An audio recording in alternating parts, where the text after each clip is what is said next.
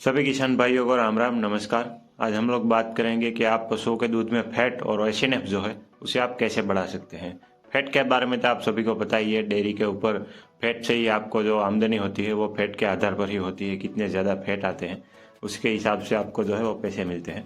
SNF यानी कि solid not fat, यानी कि फैट के अलावा जो दूसरी सारी चीज़ें हैं जैसे कि मिनरल हो गए या फिर विटामिन्स हो गए या फिर कोई भी दूसरी चीज़ जिसमें पानी नहीं आता और फैट नहीं आता, ऐसी जो बाकी सारी चीज़ें हैं दूध में उसे हम कहेंगे एसएनएफ।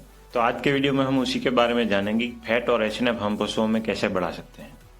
तो चलिए आज का वीडियो हम शुरू करते हैं, लेकिन उससे पहले मैं आपको कुछ जानकारी जो है वो मैं शेयर करना चाहूँगा फैट के बारे में। जैसे कि मिल्क और फैट ये दोनों एक दूसरे के परस्पर में विरुद्ध में होती हैं। जैसे कि अगर मिल्क बढ़ेगा तो फैट जो है वो ऑटोमेटिकली कम होता जाएगा। आप इस फोटो में ग्राफ को देखकर अच्छे तरीके से समझ सकते हैं। ये जो ग्राफ है उसे कहते हैं मिल्क प्रोडक्शन कर्व। जब लैक्टेशन में आता है पशु और बच्चे को जन्म देता है, उसके 2 या 3 महीने बाद आप देखोगे मिल्क प्रोडक्शन जो है बहुत ज़्यादा हाई होगा, अपने पीक पर होगा। जिस जहाँ पर एरो दिखा रहा है उसे कहते हैं पीक यील्ड।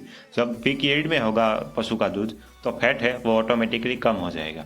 लेकिन जब धीरे धीरे जैसे ही पशु ड्राई होता जाएगा वैसे वैसे मिल्क जो है उसकी क्वांटिटी कम होती जाएगी, और जैसे जैसे मिल्क कम होता जाएगा वैसे वैसे फैट जो है वो बढ़ता जाएगा।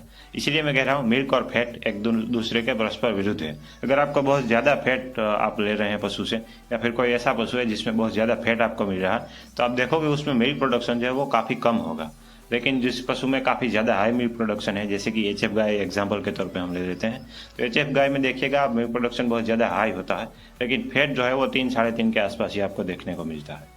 और दूसरी चीज़ ये कि पशु जो फैट परसेंटेज होता है पशु के दूध में वो उनके जीन्स पर भी निर्भर करता है। जिन गायों में या फिर भैंसों में फैट परसेंटेज काफ़ी अच्छा आता है उनकी बछड़ियों में भी फैट परसेंटेज आपको अच्छा देखने को मिलेगा। और आप साइड डायरेक्टर में भी देख सकते हैं, जो बुल है उसकी माँ के मिल्क प्रोडक्शन के साथ साथ उसका फैट परसेंटेज भी लिखा हुआ है। तो हमेशा ऐसे बुल चुनिए जिनमें फैट परसेंटेज काफ़ी अच्छा आपको देखने को मिलता हो, ताकि उनके जब बच्चे पैदा हों उनमें भी आपको फैट परसेंटेज अच्छा देखने को मिले।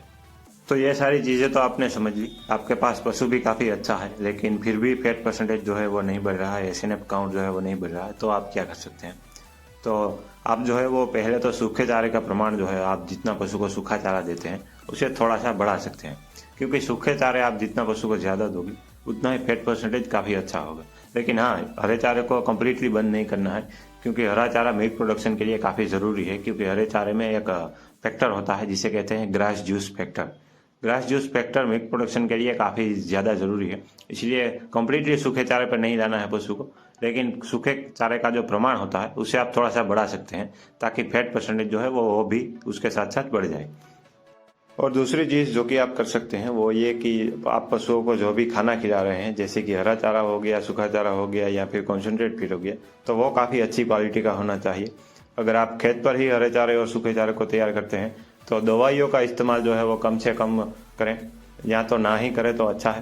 क्योंकि आपने देखा होगा आजकल जो कॉटन सीड आते हैं, और खासकर बीटी वैरायटी के जो कॉटन सीड आते हैं, कपास जिसे हम कहते हैं गुजराती में, उससे हम इंसानों भी अगर उसे छू लेते हैं या फिर उसके पास से निकलते हैं तो हमें भी चमड़ी में जो है खुजली आने लगती है।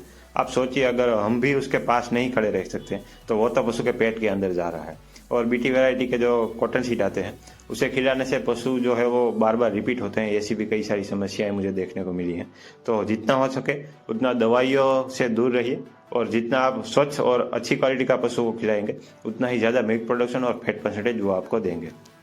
और तीसरी जो चीज़ है वो है कि आप पशु के लिए टोटल मिक्स राशन यानी कि टीएमआर बना लें। इसके बारे में मैं डिटेल से एक वीडियो लाऊंगा, लेकिन अभी के लिए मैं आपको छोटे से पॉइंट में समझा दूं।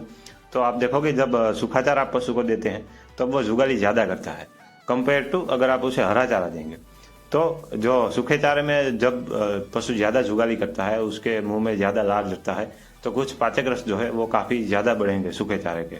इसीलिए ये अलग अलग आप देंगे तो जो पाचक रस है वो कुछ उत्पन्न होंगे, कुछ नहीं होंगे। इस चीज़ों को अवॉइड करने के लिए, इन चीज़ों से बचने के लिए 24 घंटे का पशु का जो पूरा डाइट प्लान होता है, चाहे उसमें हरा चारा हो, सूखा चारा हो, कॉन्सेंट्रेट फीड हो, मिनरल मिक्सचर भी हो, उन सभी को मिक्स किया जाता है। उनके साथ गुड़ भी मिलाया जाता है ताकि उसका जो स्वाद है वो काफ़ी अच्छा बना रहे।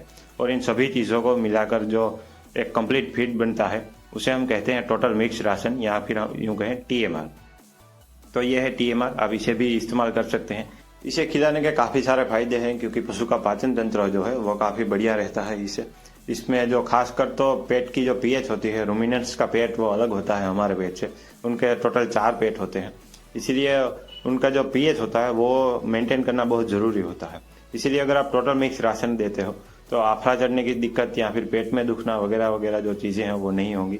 और अगर पशु का पेट स्वस्थ है, वो ठीक से चलेगा, तो पशु जो है वो सारी चीज़ें अपने बॉडी में एब्जॉर्ब ठीक से कर पाएगा और ऐसे ही सारी चीज़ें जो है उनके बॉडी में आएगी। और जितनी चीज़ें उनकी बॉडी में अच्छे से आएंगी उतना ही वो मिल्क में काफ़ी अच्छी आएंगी, चाहे वो विटामिन हो, मिनरल हो या फिर फैट परसेंटेज हो। तो आज के वीडियो में बस इतना ही। अगर आप मेरे चैनल पर नए हैं तो चैनल को सब्सक्राइब जरूर कर लीजिएगा। साथ ही में वीडियो पसंद आया हो तो लाइक और शेयर करना ना भूलें। धन्यवाद।